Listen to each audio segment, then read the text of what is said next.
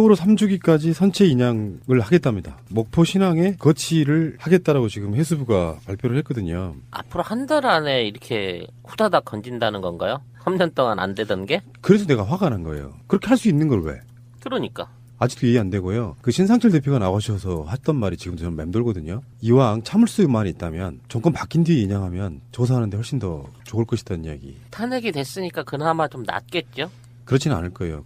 공범들이라고 하면 뭔가 증거인멸을 위해서 노력할 거라는 생각이 좀 들고요. 실제로 우리가 천안함 우리가 들어올렸을 때도 봤잖아요. 뽀개진 거를 폭발의 흔적이라고 언론에 거짓 선동 플레이를 하고 심지어 인양할 때 그물 쳐가지고 안 보이겠죠. 국민이 충격받을까 봐 그랬다잖아요. 근데 건져 올릴 수 있으면서 못 건져 올렸다는 이 비난을 좀 받아야 된다고 생각이 들고요. 저는 이게 증거인멸의 가능성이 매우 높고 현재까지도 많이 증거가 인멸되었을 것이다라고 생각하는 게 지금 이 사람네들은요. 지금 증거를 인멸하지 않으면은 큰일 나. 증거 인멸을 할 수 있는 마지막 기회야. 진짜로. 그러니까 대선은 포기했다고 봐요.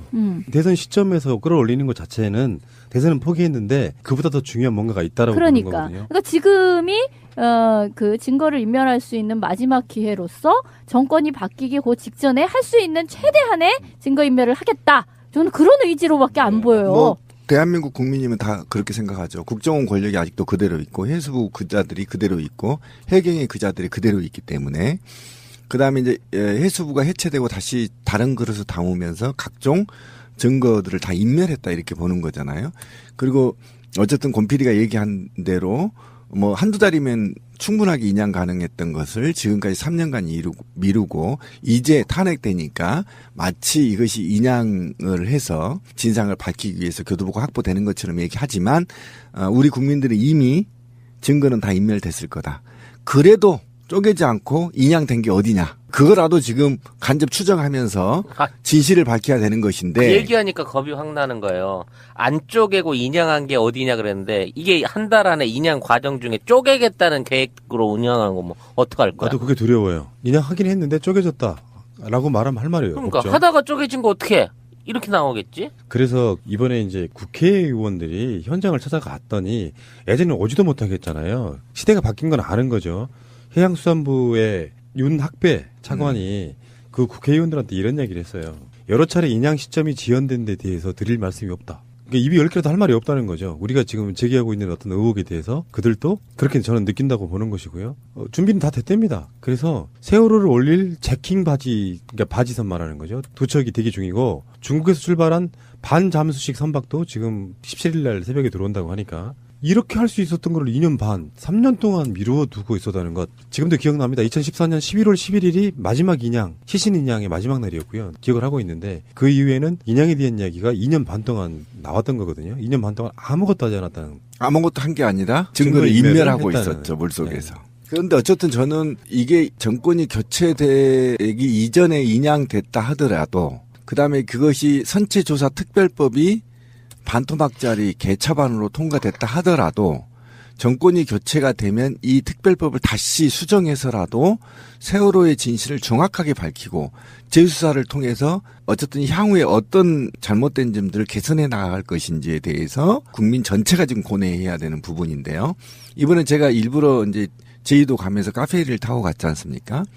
근데 이제 세월호의 4배 정도 되는 크기의 배를 타고 갔는데요. 고박장치도 전부 사진을 찍어봤고 어떤 바다로 가는지, 왜 그러면 이 세월호가 동고차도를 지나갔는지, 다른 배들은 다 동고차도를 지나가지 않고 백목항과 동고차도 사이 큰 바다를 지나가는데 이 배만이 유독 그 사이로 지나갔는지부터 전반적으로 하고요. 그다음에 그 선원들한테 제가 굉장히 질문을 많이 했어요. 인터뷰를 많이 했는데 그분들이 하는 말이 세월호 참사 이후에 안전이 굉장히 강화됐고 그다음에 작은 배들이 있잖아요. 다 없애버렸대요. 국가가. 그러니까 이마만큼 강화된 것도 사실은 세월호의 우려 덕분이었거든요. 그러면 세월호의 진실을 정확히 밝히면 미래에 적어도 해상에서의 안전한 대한민국 또는 안전한 해상 대한민국을 만들 수 있다는 차원에서라도 분명히 진실을 밝혀야 된다. 그리고 억울한 304명의 영혼들도 달래야 되기 때문에 이 문제는 정권이 바뀌더라도 반드시 하시고 아까 박주민 의원이 사실은 문재인 캠프에 들어갔고 문재인 캠프에서 중책을 맡고 이후에도 그런 세월호 진실을 밝히는 데서 자기의 남은 임기를 다 바칠 거라고 좀 봐서 희망적이다. 근데 이런 지점은 분명히 아셔야 됩니다. 정권이 바뀐다고 해도 당장 그 인원들을 바로 못 빼요. 그리고 현재 정권이 바뀌기 전에 인양에 관련된 모든 일들은 박근혜 정권이 심어놓은 공무원들에 의해서 이루어진다. 그러니까. 요 사실을 분명히 아셔야 되는 것이고요. 박근혜가 탄핵했으니까 우리는 증거인멸이 없이 인양해서 끌어올 것이라고 착각하는 건 완전히 무리라고 생각이 그렇죠. 들고요. 결국은 공범들이라고 저는 보는 것이고요. 그 판타지물에 보면 막 괴수가 죽으면 갑자기 그가 했던 막 악행들도 막 동시에 싹 사라져가지고 저주에서 풀리고 막 이러잖아요.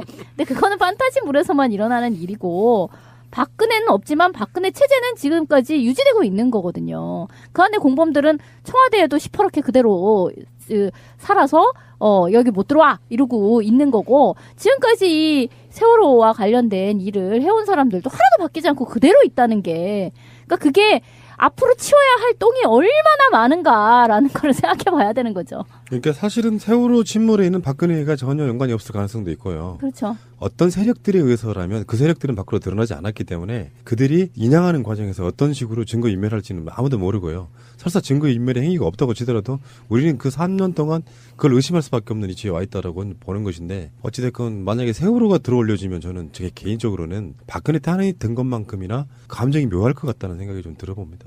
4월 5일 정도가 예상된다고 근데 해요. 그렇게 뛰어 올렸는데 하얗고 파랗던 그 배가 나중에 시커매져서 벌집처럼 구멍이 숭숭 뚫린 채로 밀려져서 올라오는데 그 안에 아무것도 없고 다 여기저기 다 잘려져 버린 마치 그 고철. 노인과 바다에서 기껏 황새치를 잡아서 왔는데 뼈만 남겨가지고 들어왔던 그런 느낌을 받지는 말았으면 하는 생각입니다. 난 그게 너무 비참할까봐 선체에 도대체 얼마나 훼손을 해놨을지 그게 걱정스러워요. 지금도 이제 미수습자 가족분들이 이렇게 굉장히 비슷한 말씀을 하시더라고요. 세월호가 과연 올라올까? 올라오지 못할까 봐도 두렵고 그리고 올라왔는데 그 안에 아무것도 없을까 봐도 두렵다. 그런 말씀을 하시더라고요. 이미 우리 그 세월호 의혹 시리즈에서 어떤 분은 바다로 튕겨져 나갔다는 이야기도 들었던 적이 있기 때문에 거기서도 파생되는 여러 가지 뉴스들이 굉장히 많을 거라고 생각이 들고요. 어찌됐건 인양은 이 정권 내에서 하더라도 진상규명만큼은 정권 교체된 후에 가장 먼저 해야 될 일이 아닌가 이런 생각이 들고요. 정말 얄밉지 않습니까? 이 탄핵 정국과 대선 정국에 교묘하게 끌어올려서 세월호에 집중될 국민적 관심을 대선으로 쏠리게 만드는 거 굉장히 얄밉지 않아요? 저는 이 아까 얘기하신 박근혜에 모르게 이루어졌던 그 세월호의 기획침몰이라고 했다면 신상철 대표도 그렇게 얘기하고 저도 이제 그쪽으로 가닥을 잡았어요. 굉장히 치밀하게 준비된 기획침몰이었다고 한다면 그 증거도 굉장히 작을 것입니다. 그러니까 세월호를 그냥 올리고 지금까지 129개가 넘는 구멍을 천공을 뚫었다면 그 천공 뚫은 것으로 이미 증거는 소멸됐을 가능성이 있어서 굉장히 이것은 과학적이고 지능적이고 광범위하게 수사가 진행돼야 되는데 이것이 대선의 한복판에서 인양이 된다는 것. 정말 누군지는 모르겠지만 이자는 반드시 잡아서 국민 앞에 그 죄를 물어야 된다. 저는 그렇게 봅니다. 아까 드렸던 것처럼 대선은 포기한 것 같다는 생각이 들어요. 세월호 인양되면 어떤 모습이든 간에 박근혜 정권은 피할 수 없을 거라고 봐요. 그보다 더 그들이 얻을 수 있는 것, 증거인멸이라고 일단 보는 것이고요. 대선은 포기했다라고 봅니다. 그 시점에 그렇게 끌어올린다는 게요. 자, 박근혜 씨가 비선이 어쩌고 무슨 최순실 박근혜 게이트가 어쩌고 온갖 뇌물이 어쩌고 이야기를 했지만 실제로 박근혜는 정치를 잘했을까요?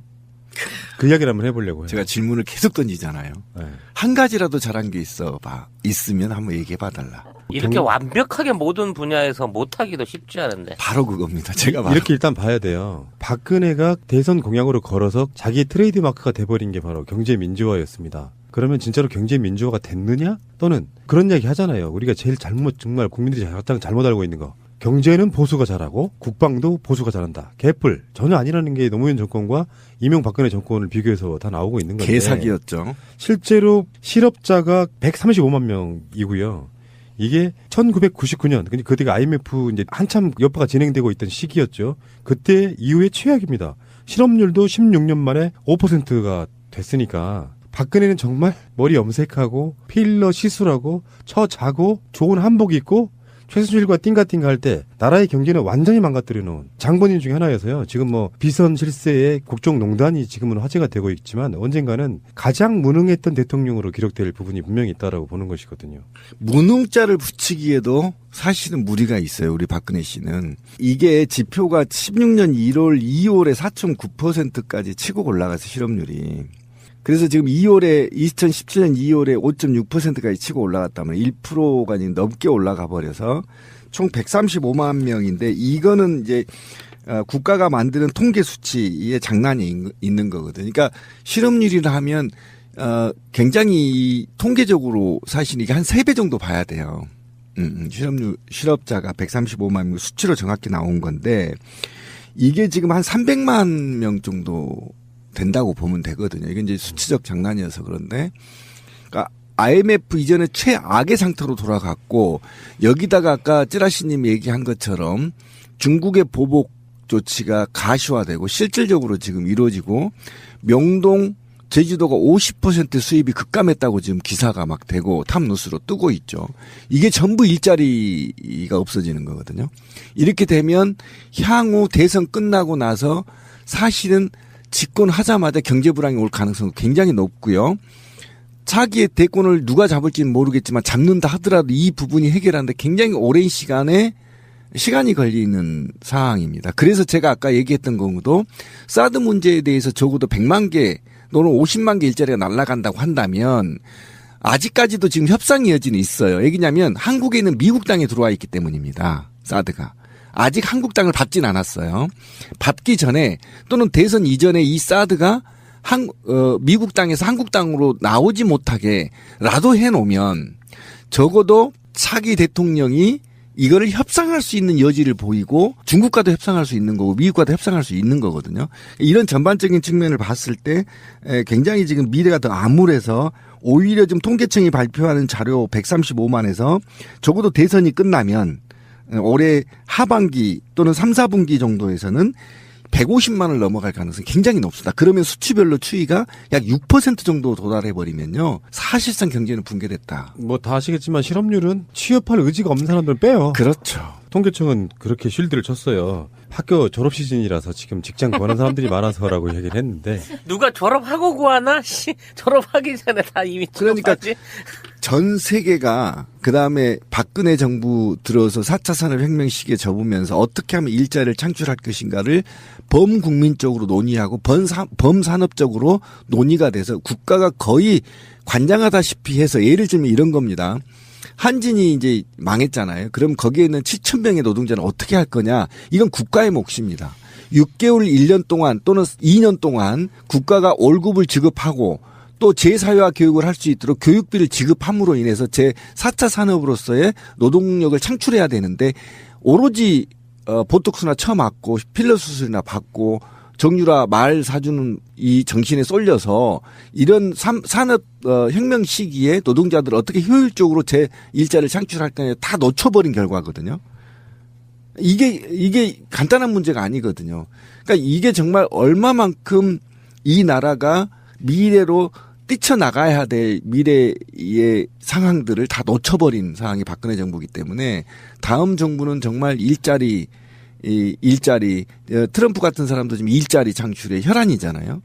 일자리 창출이 얼마만큼 중요한지를 반면으로 지금 보여주고 있는 겁니다. 그러게요. 우리가 이제 트럼프는 욕을 하고 있지만 어쨌든 트럼프가 당선이 된 이후에 가령 일본 기업에 가가지고 미국에다가 공장을 세워라 막 이런 압력을 행사하고 다니고 예, 그렇죠. 그런 일을 해요. 어쨌든 미국 안에서의 고용을 창출하기 위해서 밖에서는 욕을 먹더라도 어쨌든 자국민을 위해서 뭔가를 한단 말이에요. 근데 지금 이후에 이 정도의 높은 실업률을 낮추기 위해서 어떤 식의 노력을 할 수 있을 것인가. 그러니까 이게 공공 부분에서 이제 고용을 넓히는 문제, 그리고 민간 차원에서 넓히는 문제, 이것을 이제 나눠서 두 가지가 다 이루어져야 될 텐데, 이거를 제대로 하지 못하면 사실 다음 정권이 다른 부분을 굉장히 잘한다 할지라도 이 부분이 해결되지 않으면은 사람들에게 도대체 탄핵도 하고 뭐도 하고 다 했는데 내 삶은 뭐가 달라졌나라는 얘기가 나올 것 같아요. 지금 이제 방금 말씀하신 걸 보충하자면 지금 중국의 사드를 통해서 고통받고 있는 기업들이 대기업일까요? 중소기업이죠. 네. 100% 중소기업이나 자영업자들입니다. 제주도에서 면세점을 하는 사람들, 버스 운전하는 사람들, 식당을 하는 사람들, 명동에서 자영업을 하는 사람들이 대기업들이 아니란 말이에요. 대기업들, 화장품 업체들 어차피 분기별로 밀어내기 합니다. 그 브랜드 갖고 장사하려면 돈이 없어서 빚내서라도 물건을 싸서 쌓아놔야 돼요. 근데 사람들이 오지 않고 있습니다.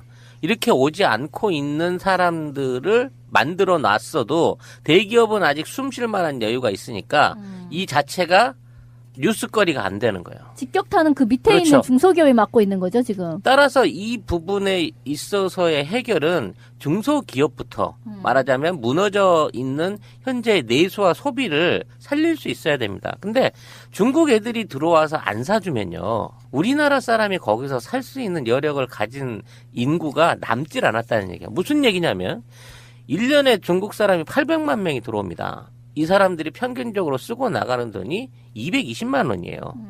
그러면 대한민국에서 무슨 산업이나 무슨 사업을 일으켜가지고 생활비 빼고 순수한 소비로 여행 경비나 식당에서 쓰거나 쇼핑을 하거나 이런 류의 소비로 220만 원이라는 소비를 일으켜줄 수 있는 세대를 800만 명을 만든다는 게 가능할 것 같으세요?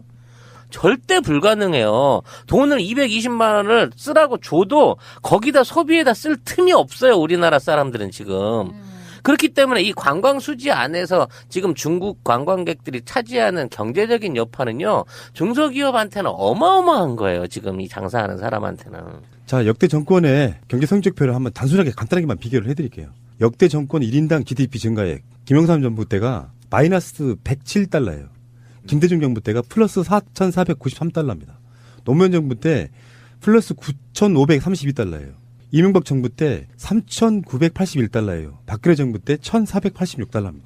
IMF인 김영삼 정부를 제외하고는 꼴찌입니다. 박근혜가 그 실력이 그렇다고요. 두 번째, 역대 정권 4년차 코스피 상승률 한번 보겠습니다. 김영삼 정부 마이너스 32.8, 김대중 정부 플러스 19.28, 노무현 정부 130.69%, 이명박 정부 5.33%, 박근혜 정부 심지어 마이너스 2.2%입니다. 역대 정권 취임 100일 증시 성적표를 한번 볼까요? 김대중 대통령은 그 당시에 IMF 때였잖아요. 마이너스 38.5. 노무현 대통령 플러스 3.9. 이명박 플러스 7.9. 박근혜 마이너스 0.9예요. 거의 최악이죠. 네. 다음에 역대 정권 가계대출액 증가액. 이거 굉장히 심각합니다. 김대중 정부 232조. 노무현 정부 213조. 이명박 정부 276조. 박근혜 정부 458조. 어머나 세상에. 계속 증가했죠. 이명박 갑자기 막 더 왕창 많아졌네 진짜. 그리고요. 경제 성장률은 어떤 의미가 좀 달라요. 그러니까 저는 이게 박근혜만의 잘못은 아니라고 생각해요. 성장률은 떨어질 수밖에 없는데 역대 정권 성장률 한번 볼게요. 김영삼 7.4, 김대중 5.3, 노무현 4.5, 이명박 3.2, 박근혜 2.9. 어찌됐든 간에 박근혜도 여기서 꼴찌입니다. 역대 정권 국가부채 한번 볼까요? 이건 제일 심각해졌어요. 김영삼 23조, 김대중 134, 노무현 299조, 이명박 443조, 박근혜 921조. 아, 그런데 박근혜 정부만 비교를 딱 해보면 배로 늘려버리네. 2013년 1월이 수출액이 456억 달러예요. 근데 그 다음에 14년도 1월에는 367억 달러로 5분의 1로 밖에 안 됩니다. 그러니까 그 자체 성적표만 보더라도 그다음에 2010 주가 시가총액을 보더라도요. 2013년 1월 말 기준에 삼성전자가 시가총액에 딱 46조가 감소했어요. 그러니까 대기업들도 이익이 아니라는 거예요. 그다음에 이 현대차가 3위 포스코가 각각 15조씩 감소해 버렸단 말이에요. 이걸 뭘 의미하냐면 박근혜 정부에서 매년 비교해도 계속 추락하고 있었고 그것이 추이적으로 나타났고 이것은 뭐냐면 박근혜 정부 경제정책은 하지 않았다. 아예 정책이 없었다. 이렇게 보시면 되는 거예요. 그러니까 삼성한테 특혜주고 말 사주고 할 때 그렇죠. 경제가 완전 망가진 건데요. 이게 역대 정권 누적 재정 적자가 박근혜 3년 차까지만 이렇게 나온 데이터가 있는데요. 누적 재정 적자입니다. 김영삼 정부는 23조 원 적자가 났고요. 김대중 정부는 당연해요. IMF 뒤끝인가 54조 원이었고요. 노무현 정부가 정말 정치익은 잘했습니다. 10조 적자가 10조밖에 안 났어요. 5년 동안.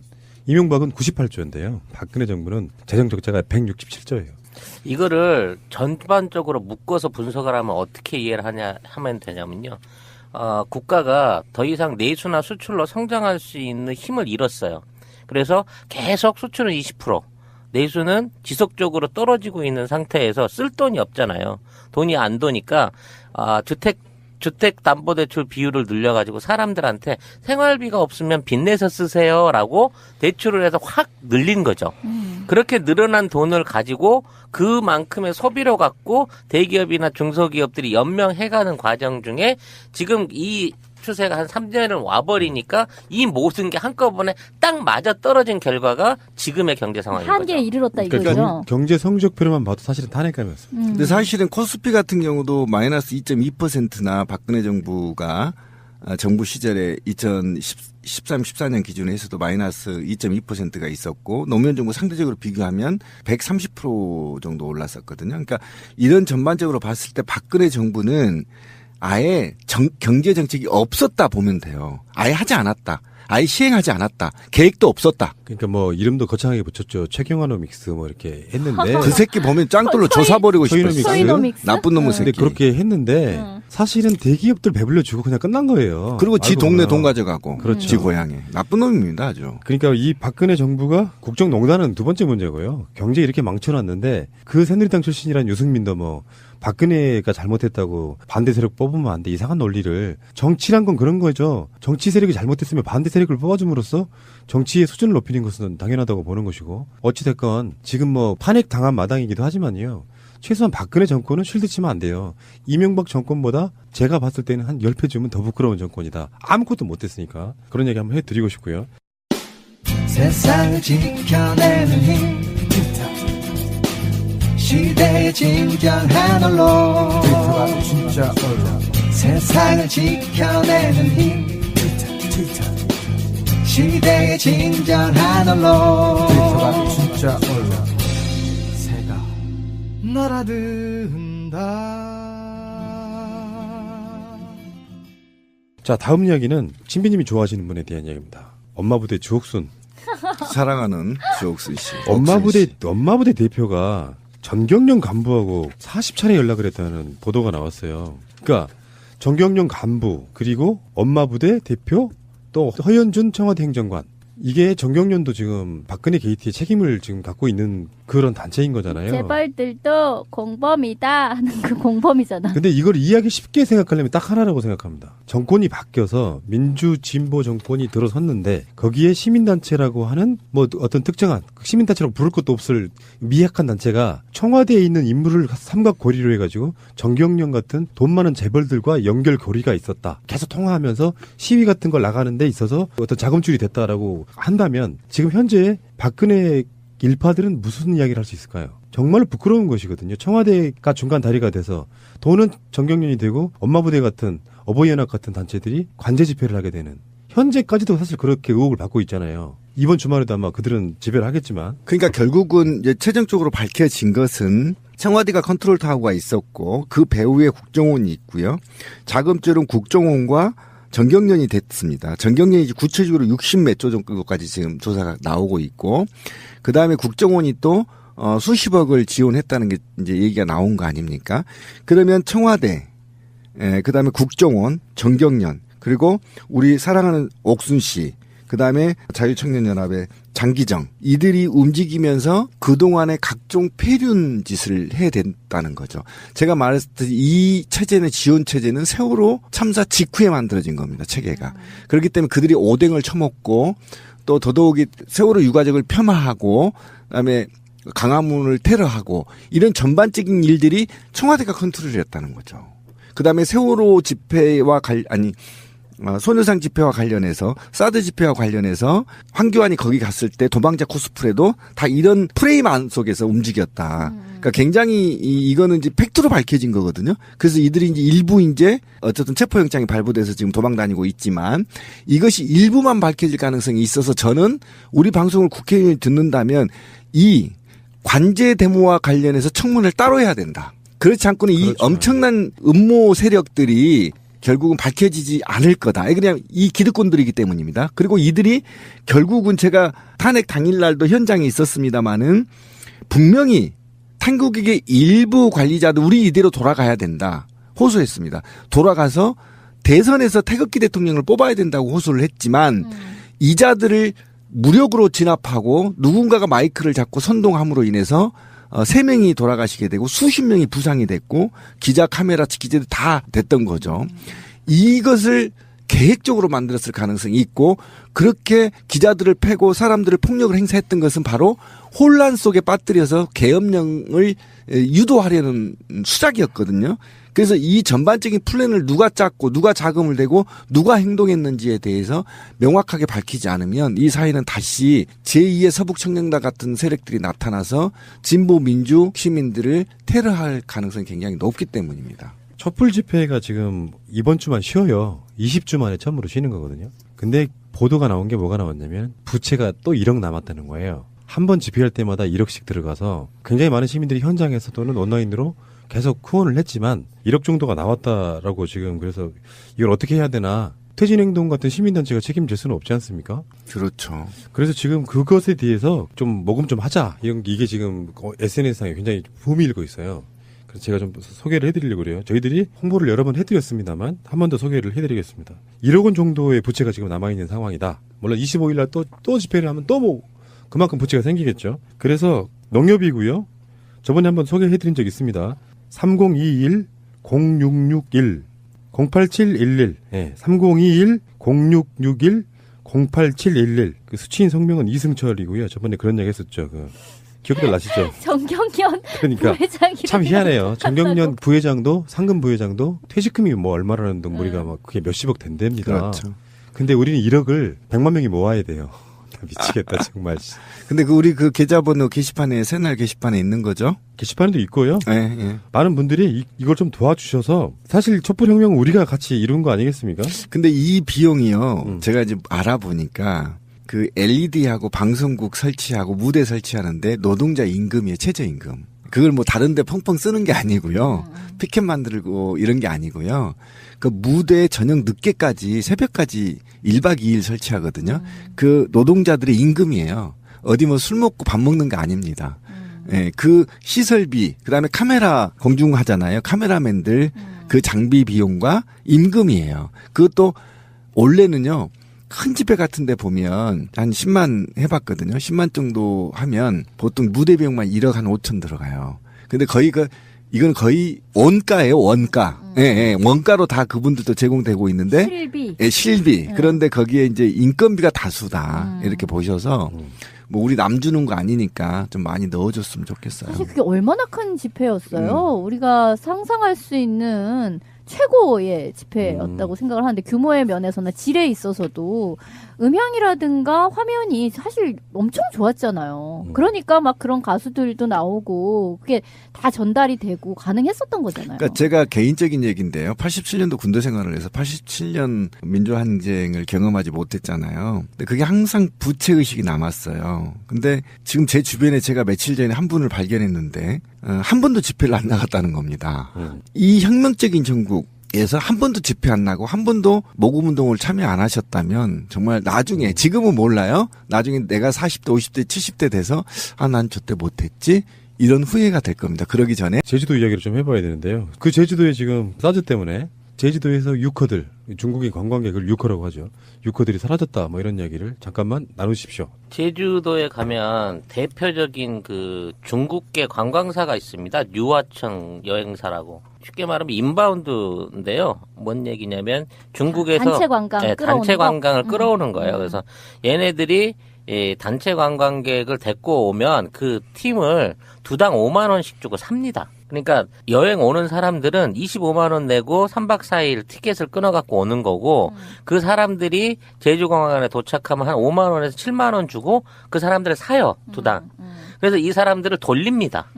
그러니까 쇼핑해서 그 이상을 네. 뽑는다 이거죠. 자기 거 먹이고 입히고 해가지고 그러니까 공짜로 자기 돈 들여서 버스 태워서 관광시키고 먹이고 입히고 해가지고 거기에서 이제 자기가 투자한 비용만큼을 뽑는 거죠.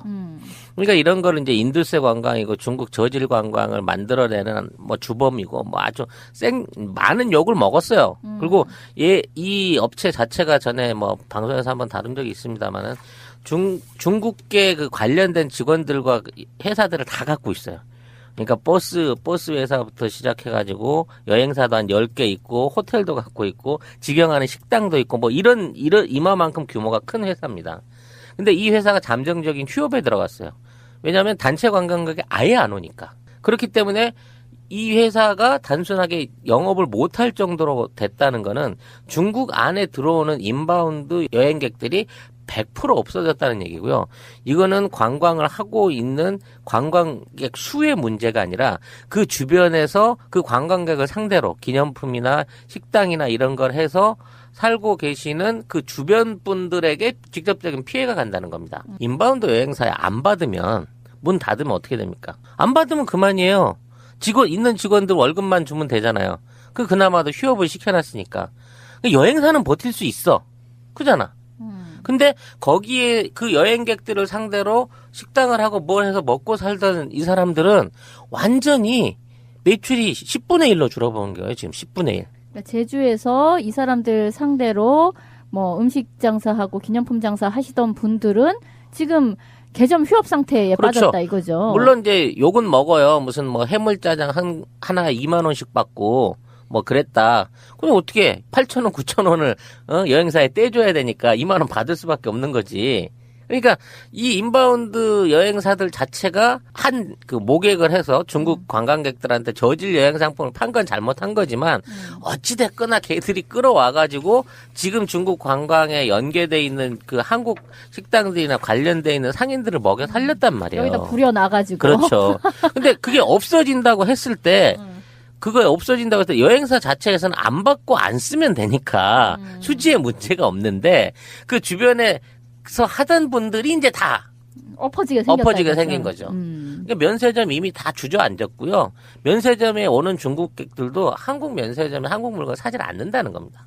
자국 면세점이나 일본계 면세점에 있는 상품들을 사갖고 간다는 거예요. 그리고 이런 류의 어떤 그 잠정 휴업과 사태를 이 여행사가 5월 1일까지로 잡아놓고 휴업에 들어가 버린 거예요. 2달 동안.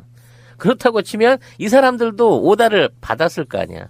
5월 전까지는 안 풀어준다는 거예요. 중국 안에서도. 단체 여행객에 대한 부분. 5월 이후 가서 보자. 만일 5월 이후에도 이런 상태면 우리도 철수하겠다. 이게 얘네들 입장인 거거든요. 그러니까 우리 정부는 모르죠. 우리 민간업자들도 이게 언제쯤 끝날지는 모르겠는데 대표적인 이 회사의 휴업 기일로 봤을 때 현재 사드로 인한 관광객들이 유치되지 않는 상황은 5월 달 초순까지는 그대로 연장될 것이 확실하고 그 다음으로 명동이나 이런데 그 한국 관광객들을 주변으로 하던 데서는 이제 6호 대신에 다른 사람으로 대체를 해야 된다는 얘기입니다. 그러니까 정부는 뭐 동남아나 다른 쪽에서 유럽이나 이쪽에서 끌어와봐라 하는데 그거를 거기서 장사하는 사람들이 어떻게 끌어오냐고요. 일단 제가 이제 4일날 3, 4, 5 제주도에 있었죠. 3, 4, 5 제주도에 있었는데 저희가 제주항을 도착하는데 저는 그런 배를 처음 봤어요. 아파트 단지만한 배더라고요. 카페리호? 네, 유람선 50만 ton, 30만 ton씩 하는 그래요. 거대 유람선. 전 처음 봤어요. 그게 얼마나 큰지요. 이게 아파트를 눕혀서 한 10개 정도 올려놓은 것 같아요. 큰, 한 60층짜리 아파트를 이렇게 눕혀서 10개를 올려놓은 것 정도의 높이에요. 어마어마해요. 그러니까 그 큰 배에 5천 명이 타 있었대요. 그날 4일날. 단 한 명도 내리지 못했답니다. 와.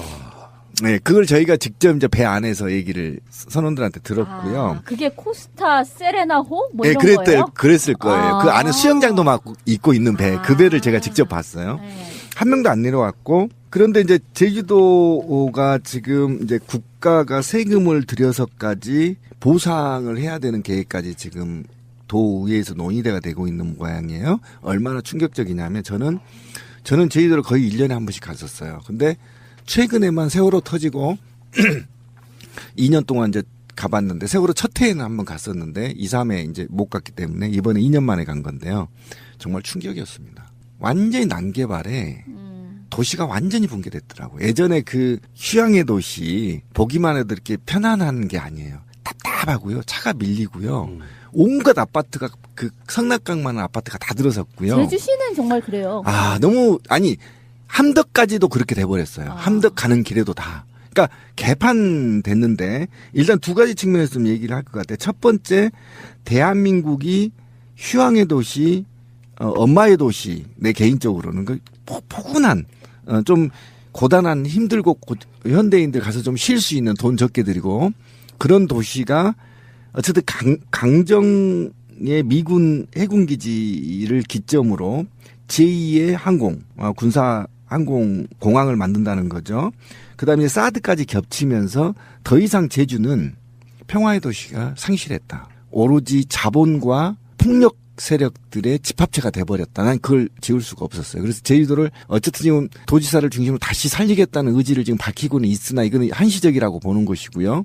제주도는 이미 그렇게 붕괴됐는데 거기다가 제주도 유커들이 이제 찾지 않는 제주도는 거의 경제가 지금 붕괴된 상태고 사실상 아까 찌라시님이 얘기한 식당 이런 데 있잖아요. 중국인을 대상으로 한 식당. 이런 데가 보통 하루에 5,000명, 2,000명, 1,000명 막 이렇게 이제 유치한 그 왜 여행사하고 결탁된 식당들 있잖아요. 이게 다 문 닫는 상태가 돼버린. 경제가 지금 붕괴되고 있는 상태고 더 나아가 중국인들이 투자한 제주도의 현지 투자가들도 지금 거의 다 지금 피해를 봐서 이 피해를 보고 있는데 중국이 이 피해 기업들한테 보상을 또 안 해버린다는 겁니다. 그러니까 중국인도 지금 피보고 있고 한국인도 피보고 있다 이렇게 보시면 되는 거죠. 심각합니다. 제주도는. 박근혜 한 명의 어떤 그 똥 심각하네. 이거를 정권이 바뀌면 되돌릴 수 있을까요? 저는 되돌려야 한다고 생각합니다. 그렇죠. 아니 근데 정말 그 개성공단 관련해서도 그 피해자가 어마어마하게 나왔는데도 사실 제대로 된 보상도 못 받고 무슨 이야기를 하면 그래서 너는 뭐 정부에 대한 반대냐 막 또 이런 식의 이지매를 당하고 있는 상태이고 사드 관련해서도 정말 이 사람들이 정권 때문에 이렇게 피해를 보리라고 누가 생각이나 했겠어요. 그냥 제주도에서 이렇게 장사하고 이러시던 분들이. 근데 뭐 사드를 배치하는 이 문제 가지고 중국으로부터 이런 강력한 보복을 당해서 사실 뭐 정치하고 별로 무관하게 살았을 것 같은 이런 사람들이 또 어마어마한 직격탄을 맞고 하는 이런 문제 때문에라도 우리가 정말 대통령은 정말 잘 뽑고 봐야 된다. 끔찍한 일이잖아요, 사실. 그러니까 지금 이게 유커들의 여행을 안 와서 또는 한한령을 내려서 우리나라 경제가 문제가 되는 게 아니고요. 이게 바로 이 사드 하나 때문에 동북아의 긴장감을 조성한다는 거고 우리가 전에 에피에서도 얘기했지만 북중러가 다시 삼각 연대체를 구성해버릴 경우에 우리는 어쩔 수 없이 다시 20년 전으로 돌아갈 수밖에 없다. 정치적 군사적으로는. 그동안에 참여정부와 국민의 정부가 그렇게 노력했던 성과들을 다 뒤로 돌려버리고 다시 이제 어쩔 수 없이 미국의 식민지와 일본의 형제 식민지로 몰락해서 일본의 눈치나 보고 미국의 눈치나 보는 나라로 다시 전락해버리는 거. 나는 이게 너무 끔찍하고요. 그래서 저는 사드 문제가 반드시 해결돼야 된다. 그래서 북중러의 삼각편제를 할 수 없도록 막아야 된다. 그 사이에 우리가 들어가야만 동북아시아 헤게모니를 이 세계 국가한테 줄 수 없다. 그다음 더더욱이 북한한테 줄 수 없는 겁니다. 함께 남북이 함께 이 동북아시아 헤게모니를 같이 헤게모니 속에서 발전 진화해야 되는 것이지. 지금 미국이 경제 보복해지 일본은 우리한테 어쨌든 정치적으로 보복하고 있죠. 우리가 그들에 붙어서는 이익이 될 게 없다. 예. 적어도 이제 동북쪽으로 붙어야 먹고 살 수 있다. 이제 한국의 경제 제재 수위가 4단계에서 5단계로 격상되면서 이게 대기업으로 확산되고 있습니다. 일단 LG의 현지 공장이 한 달 동안 소방법에 걸려갖고 가동 중지가 됐어요. 중국에 가 있는 LG 공장이요? 예. 피해액이 어마어마할 겁니다. 그리고 삼성이 중국 안에다가 일종의 금융투자조합, 우리로 말하면 협동금고 같은 걸 만들려고 했어요. 삼성이 진출해 있는 23개 중국 법인들의 어떤 돈들을 중국 은행을 거치지 않고 자기네들끼리 더 돌려 쓰고 각 거리 뭐 휴대폰 딜러들이라든지 연관돼 있는 기업들한테 있는 자금들을 자기네들이 이 은행을 통하지 않고 직접 보낼 수 있는 일종의 그 온라인 은행 같은 형태를 설립하려고 공을 무척 들였거든요. 1년 6개월을 공을 들였는데 허가 인증 직전에 취소가 돼버렸습니다. 현대한테도 지금 이제 어떤 형태로 압박이 들어갈지 모르고 오리온 같은 기업도 이유 없이 매출이 급감하고 있고 막 업체들 자체 안에서 딜러들이 물건을 반품하는 사태들이 일어나고 있으면서 이 이제 압박들이 대기업으로 확산되고 있어요. 그러니까 지금까지 중소기업은 당하고 있었지만 목소리를 내갖고 국가에다가 압력을 넣을 수 없는 입장이었는데 이제 대기업이 어떤 수위 제재를 받기 시작하는 이 순간부터 이 문제가 이제 본격화되면서 언론이라든지 정치권에 전달이 되기 시작할 거라라는 예상은 할 수 있습니다. 네. 현재로서. 어떤 철학도 없고 어떤 방향성도 없었던 정권의 지금 쌓인 적폐를 이야기하고 있는데 사드 문제 다음에 이런 얘기도 한번 해봐야 됩니다. 역대 최대 사교육비. 지난해 2016년에 초중고생의 1인당 평균 사교육비가 역대 최고치를 경신했습니다. 물론 이게 박근혜만의 책임은 아니죠. 계속해서 쌓이고 있는 건데 대통령이 어떤 철학이 있으면요. 그 비율을 줄여줄 수 있거든요.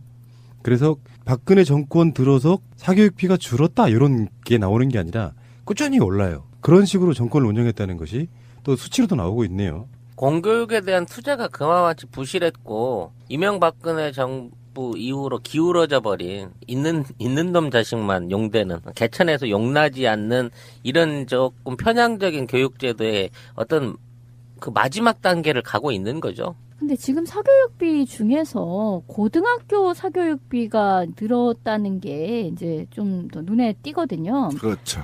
고등학교는 사교육비가 이게 교과 그러니까 뭐 영어 수학 이런 쪽이 지금 늘었다는 건데 그러니까 워낙은 무슨 입시를 뭐 완화하겠다 이런 식으로 정책을 폈지만 실제로는 사교육비가 더 증가될 만큼 입시 완화의 효과는 전혀 없었다라는 건데요.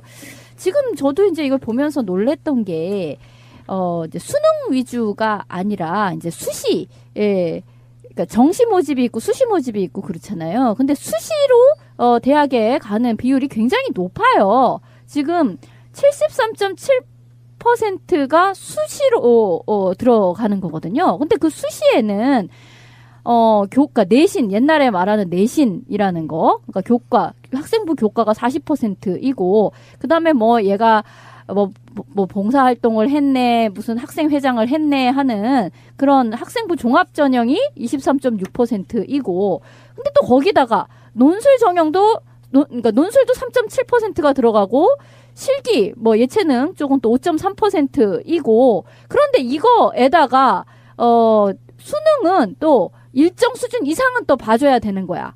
그러다 보니, 뭔가 이 수시 모집을 하게 되면 수능 위주의 천편일률적인 입시로부터 해방이 되는 게 아니라 지금 해야 될 것들이 3배, 4배가 늘어나 버린 상태가 되는 거예요. 수능은 수능대로 기본 이상은 쳐줘야 되고 내신은 내신대로 챙겨야 되고 그런가 하면 논술도 좀 봐야 되고 이런 상태가 돼버렸다는 거예요. 학교 교육으로는 도저히 땜빵이 안 되는 거네. 지난해 사교육비 총액이 18조라고 그랬잖아요. 예. 개인 과외는 포함이 안 된 거예요. 그렇죠. 아, 그런 거야 또? 학원비, 학원 보내고 이런 거야? 그러니까 그 카드나 이런 걸로 드러나는 것만인 거지 개인 과외는 전혀 포함이 안 된 거죠. 혹시 하면 2배 이상의 규모가 될 거예요. 그렇죠.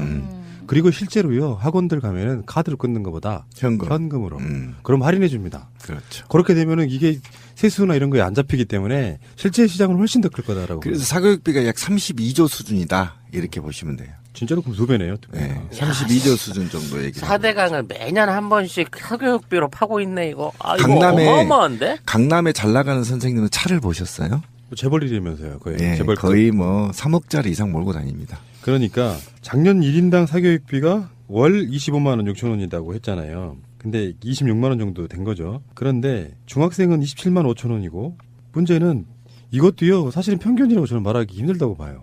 무슨 말이냐면은 쏟아붓는 사람들은 엄청 쏟아부을 거고 그렇지. 쏟아붓지 않은 사람은 아예 쏟아붓지 않을 테니까. 저같이 한 푼도 안 들이는 사람들은 아예 안 들이고도 25만 원 들인 걸로 이제 해버리는 거니까. n분의 1로 잘랐으니까. 한 푼도 안 들이는 거는 상당수가 또 되고 사교육을 받는 사람들만 따져가지고 또 평균을 내면 값이 또 상당히 달라져요. 30몇만 원 막 이런 식으로 달라져요. 근데 이거는요. 너무 우리가 통계에 있어서 표준 편차 자체가 너무 커져버리면은 이건 통계로서 그러니까 평균으로서의 의미가 없다 이렇게 보게 되거든요.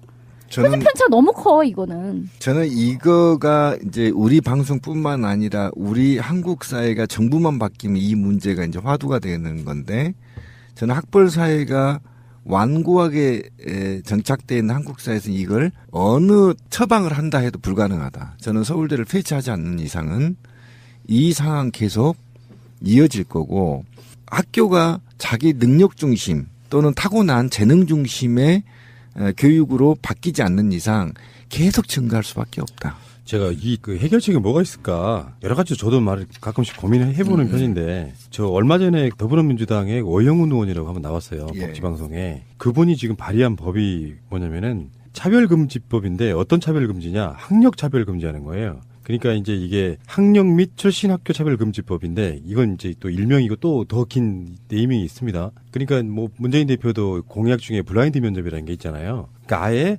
이력서 같은데 아예 학력이나 이런 걸 넣지 않는 법으로 아예 그 자체를 금지해버리자. 그런 것이 굉장히 좋은 법이라고 보거든요. 실제로 제가 그 방송에서 그런 비슷한 얘기를 했는데요. 직원 뽑을 때 학력 넣지 말고 사진도 붙이지 말라. 온라인 접수만 받았는데 그렇게 해서 직원을 뽑으니까요. 정말 크리에이티브한 사람들 굉장히 많이 왔던 기억이 나고 저는 그들이 퇴사할 때까지 어느 학교인지는 물어보지 않았거든요. 그래도 회사 잘 돌아갔어요. 저는 순수하게 면접만으로. 그런데 그게 노무현 정부 시절에 공무원들의 원서에 학교 최종 학위만 쓰게 돼 있거든요. 석사면 석사, 학위면 학위. 그렇게 해서 사실 그랬어요. 고향도 쓰지 않고. 산무운동이 일어났었죠. 근데 그건 처방이 될 수가 없어요. 왜 그러냐면 대한민국의 유물적 자산을 서울대 스카이 중심으로 장악하고 있기 때문입니다. 그래서 조기숙 교수가 내놓은 방식이 노무현 정부 시절에 유행했던 적이 있어요. 전국에 있는 모든 국립대를 서울대로 개명하고 서울 1, 서울 2, 파리처럼 그렇게 하자는 겁니다. 그렇게 하면 이런 정상 사라집니다. 아니 저는 이게 더 좋은 해결책이라고 봐요. 왜 그러냐면은 그건 한계가 있어. 근데 어떤 공식적으로 있잖아요. 그 좋은 사립학교를 나오거나 좋은 대학을 나왔다는 것을 면접에 쓰지 못하게 되고 직장을까지 구할 수 있게 된다면 정부뿐만 아니라 공공기관뿐만 아니라 사기업까지도 차별금지에 해당돼서 전부 다 전면금지하는 법안이에요. 그렇게 된다고 하면 사실 좋은 대학에 막 그렇게 아둥바둥 가려고 하는 열심이 좀 떨어질 거라고 보는데. 그럼 제가 하나 예를 들어볼게요. 사법고시 출제 교수가 다 서울대 출신이에요. 그러면 그 교수 밑에서 공부한 놈이 합격할 확률이 높아요. 제주도에 나온 사람이 합격할 확률이 높아요. 제가 이게 한이 돼서 그래요. 저희 때는 그 학생 출제 교수, 그 해의 출제 교수 노트, 학생 노트 복사하는 게 돈까지 주고 복사했어요. 그러니까 제가 무슨 말을 하냐면 어차피 서울대 중심으로 되어 있는 국가의 권력 구조 개편이 바뀌지 않는 이상은 어떤 방법을 가려서라도 예를 들면 이런 거예요. 사법고시 시험을 보거나 고시를 봤는데 합격생이 결국은 다 서울대생이에요. 예를 들면. 그래서 추적해봤더니 거기에 출제 교수, 서울대 교수들이 출제 60% 넘어버리니까 합격 확률이 높겠죠. 그러니까 그렇게 하다 보면 결국은 암암리에 너 몇 마디 물어보면 얘가 서울대 캠퍼스 나왔는지 고대 나왔는지 연대 나왔는지 다 알죠. 제주도 나왔는지. 모를 사람이 어디 있습니까. 면접 한마디만 던져보면 알아요. 그래서 저는 학교 구조를 완전히 개편을 바꾸지 않는 이상은 안 된다. 그리고 이거는 자기 재능 중심의 학생들을 어떻게 특성화시켜서 자기 대학들이 재능 중심의 학생들을 뽑느냐 이 문제에 직면해 있어요. 이제는 더 이상 애워서 달달달 애워서 대학 가는 시대가 아니잖아요. 그럼 얼마만큼 다양한 학생들의 재능들을 극대화시켜줄 거냐 대학이 이런 질문에 답을 해야 되는 거거든요. 아니 근데 저는 신비님 얘기에 반은 지금 찬성을 하고 반은 또 반대를 하는 이유가 있는데요. 일테면 자 서울대를 서울 1대학이라고 하고 그러니까 옛날 왜 파리 같아요. 파리 1대학, 파리 2대학, 파리 3대 이런 식으로 가령 경북대가 서울 3대학이라고 칩시다. 이렇게 한다고 해서 지금 말씀하신 것처럼 물어보면 그게 서울 캠퍼스를 나왔는지 경북 캠퍼스를 나왔는지를 다 안다라고 하면 그건 아무 소용이 없는 아니죠. 얘기이고. 의대는 서울로 보내고요. 그러니까 예를 들면 핵물리학과는 울산으로 보내고요. 그러니까 과를 찢는 거예요. 근데 예. 그렇고 지금 사법고시 아까 얘기가 그 나왔지만 얘기를 명확하게 해야 돼. 조기석 교수의 주장한 거는 서울대가 미대가 짱이다. 그럼 미대를 광주로 보내버리는 거예요. 이해 가시죠? 대학을 네. 과를 그대로 두는 게 아니라. 근데 그러니까 적절하게 과를 배분해버리면은 예를 들면 너무 과일 드시는데 서울대 법대를 제주도로 보내버리는 그러니까 거예요. 우리가 이제 제주대로. 어떤 주장을 함에 있어가지고 어느 방법만이 해결책이 아닌 거고 그런 것들이 다 몇 개씩 모아지고 사회적 의지도 모아지고 지도자의 의지도 모아지면서 바뀌는 거니까요. 아니 그래서 이제 사법고시 아까 얘기를 잠시 했지만 사법고시는 이제 뭐 폐지되는 식으로 지금 가고 있는 건데요. 근데 아까 저는 이제 나무님 이야기처럼 아예 취업을 할 때 그런 것 자체를 묻지 않는 상태가 되면 어떻겠느냐라고 했을 때 저는 그거는 상당히 사회 전체로 확산된다라고 하면 의미가 있을 거라고 생각을 했다니까 해요. 노무현 대통령 4년실에 했어요 그거를. 근데 되돌려버렸잖아 다시. 그러니까 지금 가령 무슨 시민단체라든지 이런 데 있잖아요. 물론 거기에는 자본도 없고 권력도 없고 뭐 사회적인 유물적 자산이 모이는 곳은 아니기는 해요. 그러나 그 어떤 대한 공동체라고 할 수 있는 곳에서는 아닌 게 아니라 그런 걸 묻지 않아요. 너 어느 대학 무슨 과 몇 학번이니 같은 것을 전혀 묻지 않아요. 애초에 왜 예전에도 지역 감정이 문제가 됐었을 때도 본적을 쓰지 않게끔 하겠다. 그게 산모운동이에요. 노무현 그렇죠. 대통령 산모운동. 라는 식으로 이런 학력 자체를 묻지 않고 그냥 그 사람의 면접과 능력만을 보겠다라는 식으로 이 사회가 그런 풍토가 작풍이 개선된다라고 하면 실질적으로 정말 공부를 하고 싶어 하는 사람들이 지금 시민이 얘기한 것처럼 어느 캠퍼스에 가면 뭐가 있다라는 그걸 찾아서 가게 되는 것이고 일렬 줄 세우기는 없어지게 될 수도 있는 거죠. 그러니까 제가 말씀드렸던 거는 뭐냐면은 정부에서 잠깐 공공부문에서 그걸 했다 이게 중요한 게 아니라 훨씬 일자리가 많은 일반 사기업도 법으로 아예 규정하는 거예요. 차별금지법은. 그래서 아예 이력서 같은데 자기 학력을 넣게 되면 그 자체가 불법인 형태로 만들겠다는 거니까요. 노무현 대통령 시절에요. 어떤 현상이 벌어졌냐면요. 제가 현장에 있었던 얘기인데 경상도 사투리가 굉장히 유행일 때가 있었어요. 왜 그런 줄 아세요? 나는 전라도가 아니라는 걸 경상도 사투리로 증명하는 겁니다. 이게요. 다음 얘기합시다. 어쨌든 그래서 그런 거는 노무현 대통령이 이미 했고 해봤더니 안 되더라는 게 증명이 됐어요. 그러면 구조를 바꿔버려요. 학교 구조를. 구조를 바꾸지 않고는 불가능한 겁니다. 왜 그러냐면 그 구조 속에서 사회적 재화를 많이 가져갔기 때문이에요. 그 사회적 재화를 나눠버려야 되는 거죠.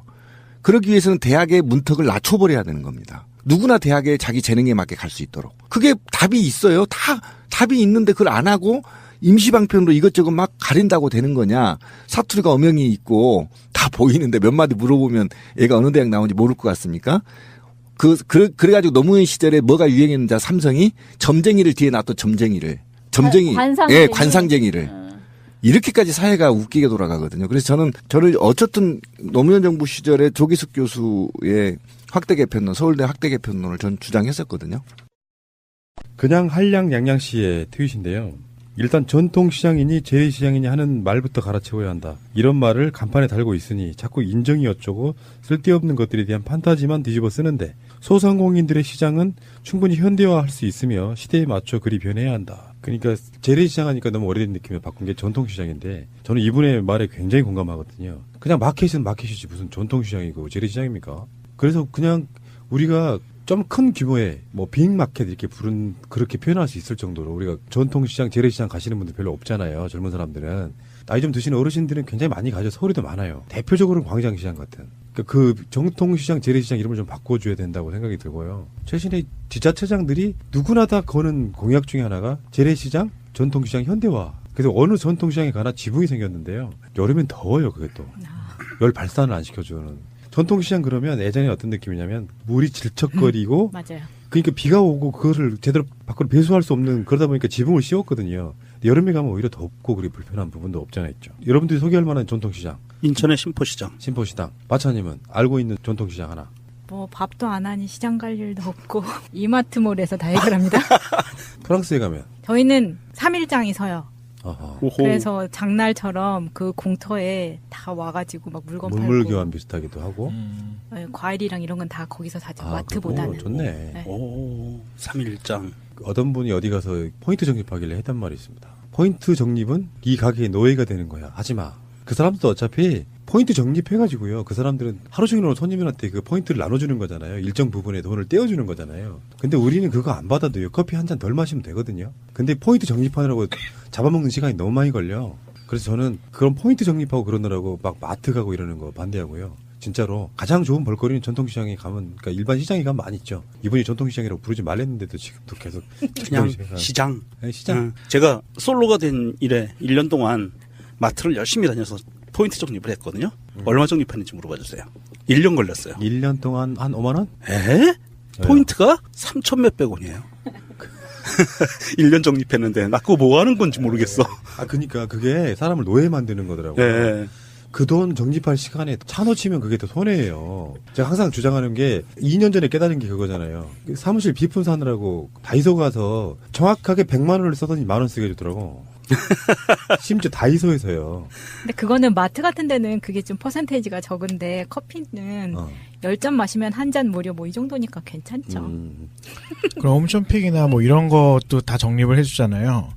요즘에는 매일매일 문자가 오더라고요. 네. 지금 뭐 10,000점 남으셨는데 내일 소멸입니다. 이러면 그게 그럼 또 1년 사야 동안가. 1년 동안 똑같이 계속 와. 아니, 근데 이게 포인트에 약간 좀 트릭이 하나 있는 게, 뭐, 10,000포인트 그러면 사람들이 되게 많게 느껴지지만 사실 10,000원인 거거든. 근데 그들 스스로가 포인트라고 하지, 원이라고 하지 않아요. 그것은 일종의 트릭이라고 저는 보거든요. 굉장히 많아 보이는 효과인데 알고 보면 10,000원밖에 안 되는. 와, 7,800포인트 엄청 많네. 이걸로 뭘 할 수 있지? 10,000원어치 뭘 사지를 못해요. 그렇죠. 100만 원 써서 10,000원 모았다니까요, 다이소에서. 아까 그 3일장 얘기하셔가지고 생각이 났는데 그 또 해맑으신 분이 우리 민 선생님 같이 해맑으신 분이 참 질문하셨어요. 왜냐면 저희 집 아파트 단지에 일주일에 매주 목요일마다 이렇게 뭐 장이 섰거든요. 예. 그걸 보면서 아우 저분들은 일주일에 한 번 저렇게 하면은 어떻게 먹고 살아 이러더라고요. 그래서 제가 말씀드리지만 그분들은 일주일 내내 다 옮겨가면서 계속 합니다. 일주일에 한 번만 일하시는 게 아니라고요. 아, 그렇게 해맑으시군요. 있어요 그런 분이. 근데 실제로 어느 특정 지역 몇 개 시군 통해 가지고 그쪽만 돌아다니시는 메밀리꽃 필모림에 나오는 장돌뱅이 분들이 지금도 있어요. 그 장이 날마다 읍과 면을 돌아가면서 쓰잖아요. 그 사람들이 계속 이동해 하면서 한 바퀴 도는 거예요. 실제로 경기도 그 내륙 쪽 양평, 뭐 여주, 이천 이런 데는 그런 식으로 도시는 분들이 굉장히 많아요. 5일장을 쓰죠, 우리나라에서는 예전부터요. 그 5일장이 생긴 이유가 그 장돌뱅이들이 그 돌아다니는 섹터가 5일장이 최대치랍니다. 그러니까 5개 면을 정도를 돌면 그 이상은 벗어나기가 힘들대요. 이동하는 게 장사하기가. 저는 어렸을 때 할머니가 5일장에 서는 날 읍내 갔다 오는 날이 제일 좋았어요. 동네에 변변한 가게도 거의 없는 동네인데 5일장에 서야 가서 만난 거 입을 거 먹을 거를 사오는 그 어린 시절이 참 그리워요 지금도.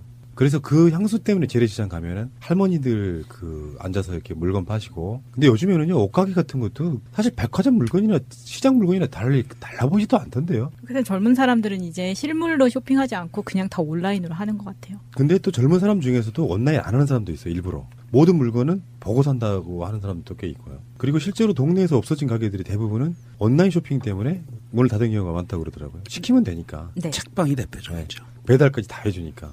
들고 올 필요도 없어 심지어. 그래서 동네에 있는 마트들도 온라인에게 안 뺏기려고 무엇을 하냐면요. 동네 마트들마다 앱을 만들어요. 그래서 그 앱으로 주문만 하면 바로 집에 배달해 줄 수 있게. 저는 할 필요도 없어. 물건 중에 이렇게 띡띡띡 걸러가지고 실제로 그렇게 해봤는데요. 굉장히 편리하긴 한데 한편으로 또 아까 말한 전통시장이 생각나더라고요. 시장에서 깎는 맛도 있고 그 자리에서 집어먹는 맛도 있고 또 이게 이빨 터는 그런 맛도 있거든요. 시장에서는. 그 먹는 걸로만 따지면은 아마 제가 제일 좋아하는 광장시장일 겁니다. 광장시장 가면 이렇게 십자로가 이렇게 써 있어요. 네. 그 중간쯤에 제일 유명한 게 이제 빈대떡. 그 유명한 거기에 온갖 먹을 것들이 많은데 주로는 어떤 물건을 먹을 거리를 팔았냐면 그 돼지 머리고기, 순댓국, 닭발 그런 용도로 가다가 언젠가부터 근데 어느 날 이제 회가 들어와요. 회가 들어오고 그 사이에 가장 최근에 들어서 히트친 게 광장시장의 마약김밥. 아, 마약김밥. 그게 김밥 자체는 되게 단순해요. 들어가 있는 그 속에 들어가 있는 것도 한 3가지 정도밖에 안 들어가고 작게 만들었잖아요. 근데 그게 우리가 말하는 김밥 천국류의 곳에 가면은 파는 김밥들보다 훨씬 더 맛있었던 거예요. 딱 해놓으면 이상하게 이 맛도 내 맛도 아닌 경우 있잖아요. 근데 그게 일종의 차별화 전략 비슷한 건데 되게 단순 명료하게 만들어서 한 입에 쏙 들어가게 만들어주는. 근데 지금 김밥 천국류의 김밥들은 온갖 것들이 막 들어가서 이게 기본도 최소한 5-6가지가 들어가고 좀 비싼 막 2,000원, 3,000원, 4,000원대의 김밥들은 뭐 어마어마한 것들이 들어가잖아요. 아이, 너무 서민이시다. 왜요? 비싼 게 2,000원, 3,000원, 4,000원이라뇨. 양반이 또 비싼 거 한 8,000원 정도는 가져야. 방송 중에 또 염장질이십니까 제가? 어쨌든 제 느낌이 그랬고요. 그래서 그 광장시장에 마약김밥 그리고 그 뒤쪽으로 가면 중국이나 일본 분들이 되게 많이 드시는 비빔밥. 그러니까 온갖 야채를 이렇게 막 전시해놓고 있다가 그걸 자기들이 이렇게 이쪽에 DIY 비빔밥 먹는 것도 있고요. 저쪽으로 가면 한쪽 또 골목으로 가면 대구탕 유명하고 전집 뭐 등등 이런 식으로 이렇게 구성이 돼 있는데 한번 가보시기 바랍니다. 떠오르는 것이 없으면. 이번 일요일에 가거든요. 근데 그거 다 못 먹을 것 같은데요. 한꺼번에. 그렇죠. 그러니까 이게 너무 많아서. 거기서는 그 먹는 쇼핑이라고 하면 세 군데만 양 많이 시키지 마시고 이렇게 한번 순례를 한번 해보시기를. 그러니까 뜬금없이 나는 생각난 광장시장이었고 요즘에 시장들이 대부분 그래요. 무슨 왜 그런 말씀 드리냐면은 아직도 주단, 한복 이런 거는 하는 곳이 꽤 많지만 옷 종류는 대부분 동대문 쪽으로 옮겨갔고요. 그러니까 시장들이 남아서 주로 하는 게 먹거리가 굉장히 거의 한 50% 이상이 돼버렸죠 지금. 결혼 기념일이라고 남편이 꽃을 사갔더라고. 아, 행복하겠다, 언니. 차라리 돈으로 주지. 먹을 수도 없고 나중에 버리기도 힘들고 말이야. 그러나 마음을 전할 때 꽃보다 좋은 것은 없습니다. 인생에 있어서 돈이 전부는 아닙니다. 꽃은 기쁨과 슬픔을 함께합니다. 새가 날아든다와 연대하는 전국 꽃배달 자미원 꽃집 010-3608-7576 여보 고마워. 새가 날아든다 팟빵 1, 2 채널 유튜브 새가 날아든다 구독하기를 꼭 눌러주세요. 구독하기를 하시면 정말 새가 날아갈 수 있는 힘을 주시는 겁니다. 구독하기는 공짜입니다. 입니다.